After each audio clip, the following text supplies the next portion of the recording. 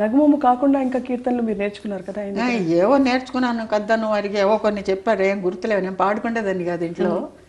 కానీ నేను ఇండస్ట్రీకి వచ్చినాక ఈ మధ్య కొన్ని సంవత్సరాల ముందర ఒక 3 క్లాసికల్ క్యాసెట్స్ నేను పాడాను.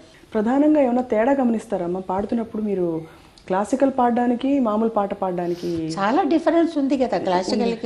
క్లాసికల్గానే పాడాలి, లైట్గానే పాడాలి. అంటే క్లాసికల్ అంటే గొంతు మనకి అదే గొంతు, గొంతులో ఏం తేడా ఉండదు. భగవంతుడు ఇచ్చింది ఒకటే గొంతు మనకి. పాడే పద్ధతిలో ఒక్కొక్క పాటకు తగ్గట్టు ఆ మాడ్యులేషన్స్, ఎక్స్ప్రెషన్స్ వస్తుంది.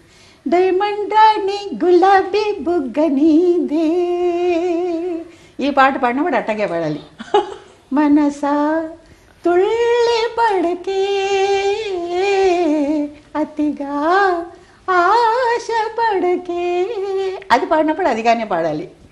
బాల కనకమయ చేల సుజన పరిపాల, ఇది పాడినప్పుడు క్లాసికల్గానే పాడాలి. కానీ గొంతు ఒకటే కదా. ఎన్ని పాటలు అసలు ఆవిష్కృతం అయ్యాయి మీ గొంతు ద్వారా, అవి స్టాండర్డ్గా నిలిచిపోయాయి ఇప్పుడు. అంతే, అది ఆ పీరియడ్లో అన్నీ మంచి పాటలు. ఒక్కొక్క మ్యూజిక్ డైరెక్టర్ రత్నం వంటి పాటలు మ్యూజిక్ చేశారు. ఎటువంటి పాటలు పాడానంటే చాలా కష్టమైన పాటలు పాడాను. మీకు బాగా ఎక్కువ కష్టం అనిపించిన పాట? ఒక కన్నడం పాట ఉంది. ఆ కన్నడ పాట ఒక్క లైన్ గుర్తు చేయగలుగుతారు? తెలుగు పాట కష్టం లేదు, అది పాట మామూలు. అది 2 రాగాలు మిక్స్ చేశారు, తోడి ఆభోగి. ఒక లైన్ ఈ రాగం, ఒక లైన్ ఆ రాగం వస్తుంది. అది కూడా నాకేమి మామూలుగా నేర్చుకుని పాడాను. అది క్లాసికల్ అని కష్టమేం లేదు. చివర స్వరాలు అది కూడా 2 రాగాల్లో, ఒక లైన్ ఒక రాగం, ఒక లైన్ ఒక రాగంలో.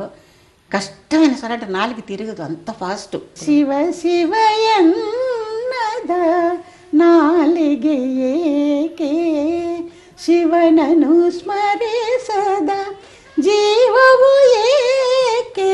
చూసారా?